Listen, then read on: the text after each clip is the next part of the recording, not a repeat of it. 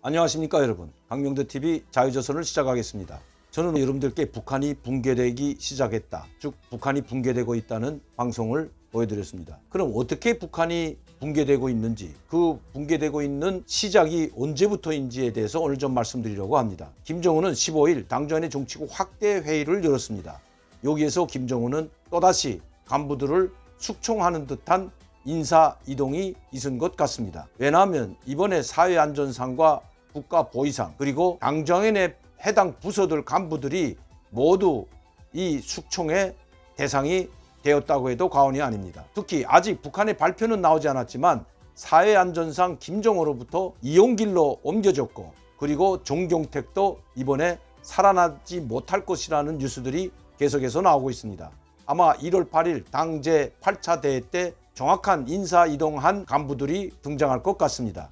여기에 8차 당대에 참가하는 간부들이 소유를 보게 되면 정확히 알 수 있다는 것입니다. 자, 지금 북한의 고위 간부들은 이 혹독한 김정은의 공포정치, 그리고 숙청정치, 총살정치 때문에 언제 어디서 목이 날아갈지 모르는 그런 초조함과 불안감에 휩싸여 있다는 것입니다. 이런 공포 속에서 살고 있는 최고위층들, 서민들은 말할 것도 없고 이 최고위층들마저 공포에 질려 있다고 합니다. 그러면 지금까지 김정은이 어떤 명분을 내세워서 이 최고위층들을 숙청했는지 한번 제가 조목조목 간단히 말씀드리도록 하겠습니다. 자, 첫 번째로 숙청된 사람이 김정일이 살았을 때에도 2인자였고, 김정은이 후계자로 지목되었을 때에도 김정은은 바로 이용호 다음에 3인자였다고 해도 과언이 아닙니다. 왜냐하면 김정일 옆에는 바로 이용호가 있었기 때문입니다. 이처럼 이용호는 막강한 권력을 가지고 있을 뿐만 아니라 막강한 세력도 함께 가지고 있었습니다. 김정일은 장이 몸이 많이 아프고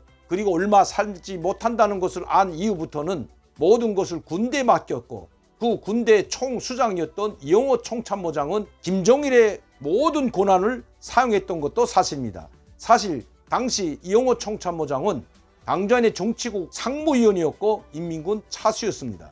막강한 권력을 가지고 있었고 세력도 있었습니다. 이런 이용호 총참모장이 김정은을 국가 원수로 최고 지도자로 내세우는데 장성택과 함께 손잡고 전격전으로 김정은을 최고 지도자로 세웠습니다. 김정일은 김일성이 죽은 지 3년 이후에야 김일성이 가졌던 모든 권한과 지위들을 가졌지만, 김정은은 바로 이용호와 장성택에 의해서 단 한 달 만에 김정일이 가졌던 모든 권력과 권한을 다 가진 명실상부한 최고 지도자로 됐습니다. 2012년 4월 당중앙위원회 조선노동당 제1비서라는 직책까지 가지면서 5개월 만에 완벽한 최고 통수권자가 됐던 것이 바로 김정은입니다. 김정일이 3년이 걸렸다면 김정은은 5개월 만에 김정일이 가졌던 모든 권력을 다 꿰찼다는 것입니다. 이렇게 할 수 있었던 것은 바로 이용호와 장성택이 있었기 때문입니다. 그러나 1년이 지나서 이용호를 바로 불의에 체포하여 총살해 버리는 지경에까지 이르렀습니다. 이용호가 총살된 기본 원인은 김정은에게 가장 꼴끄러운 상대가 이용호였고, 이용호 총참모장에게는 반말도 하지 못했다고 합니다. 그 꼴끄러운 상대를 장성택과 손잡고 제거해버렸고, 자기를 최고 통수권자로 올려놓은 바로 이용호를 제거했던 것입니다. 그리고 이용호를 따르던 막강한 세력인 군부 장성들도 모두 함께 숙청해버렸습니다. 그러자 이번에는 장성택이라는 고문이 나타났습니다. 비록 자기 고모부이지만 장성택은 백두혈통의 사위입니다. 이 백두혈통의 사위인 장성택이 또다시 김정은의 꼴끄러운 상대가 됐던 것입니다.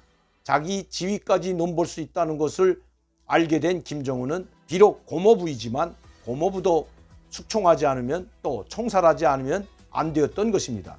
이렇게 자기의 오른팔 왼팔인 자기를 최고 통수권자로 올려놓은 최측근이라고 할 수 있는 장성택과 이용호를 전격 총살함으로써 명실상부한 최고 지도자로 등극하는 것처럼 보였지만, 그 이후에도 계속해서 총살 정치를 이어갔습니다. 이용호 총참모장의 오른팔이었던 바로 우동축도 체포하여 총살했습니다. 우동축은 김종일 운구 7인방에 속한 사람입니다. 군부 쪽에 섰던 사람이 바로 우동축 국가보위부 제1부부장이었으며 당주안 정치국 후보인이었습니다. 그러나 이 사람이 이용호 사람이었기 때문에 체포하여 총살했습니다. 장성택을 초용한 지 다음에는 바로 인민무력부장 대장이었던 현영철입니다. 여러분들도 아시다시피 김정은이 연설하는데 졸았다는 이유, 즉 눈을 감고 있었지만 건방지게 김정은 앞에서 졸았다는 이유로 체포하여 바로 조사를 마치자마자 반당 반혁명 종파부자로 처형하였습니다.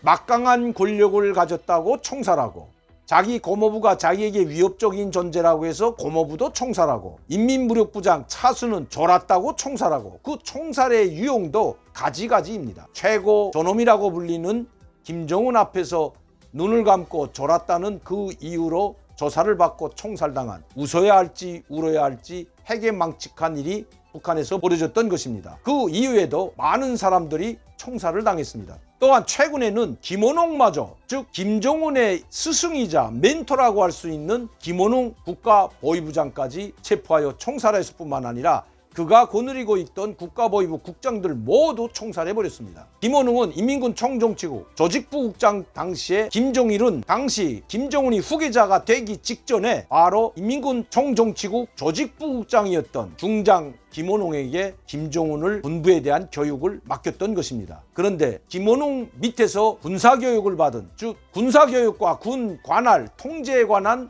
모든 교육을 받았던 김정은. 왜냐하면 북한 인민군은 총참모장도 있지만 또 인민무력부장도 있지만 총정치국장이 모든 간부사업과 인사권을 가지고 있기 때문입니다. 총정치국이 어떻게 인민군을 통제하는가에 따라서 당의 군대, 김정은의 군대가 될 수가 있기 때문입니다. 이것을 배워준 사람이 바로 김원웅이었습니다. 그 이후에 김원웅은 김정은이 최고 지도자가 되자 승승장구했습니다. 보위사령부 사령관으로, 그리고 국가보위부장으로 전격 급성장했지만 결국은 김정은의 비밀을 너무 많이 알고 있고 너무 많은 사람을 죽였다는 이유로 토사구팽 당하게 됩니다.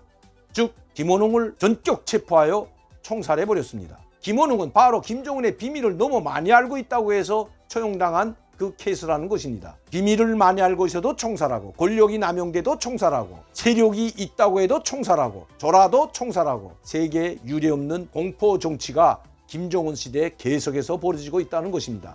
숙청된 사람들, 또 갑작스럽게 대장이 됐다, 차수가 됐다 강등되고, 상장으로 강등되고, 인민군 대조가 갑작스럽게 인민군 상장으로 올라가는 해괴망측한 인사까지 있는 것이 바로 북한의 오늘의 현실입니다. 지금까지 김정은 집권 이후에 최고위층, 김정은을 떠받들던, 김정은에게 가장 충실했다고 해도 과언이 아닌 사람들을 어떻게 전격적으로 체포하여 총살하고 유례없는 공포정치를 일삼았는지 말씀드렸습니다. 오늘은 시간상 관계로 여기까지 말씀드리고, 내일은 어떻게 김정은 시대에 해괴망측한 인사이동이 이루어졌는지에 대해서 말씀드리도록 하겠습니다. 오늘도 강명도TV 자유조선을 시청해주신 여러분들께 진심으로 감사를 드립니다. 감사합니다.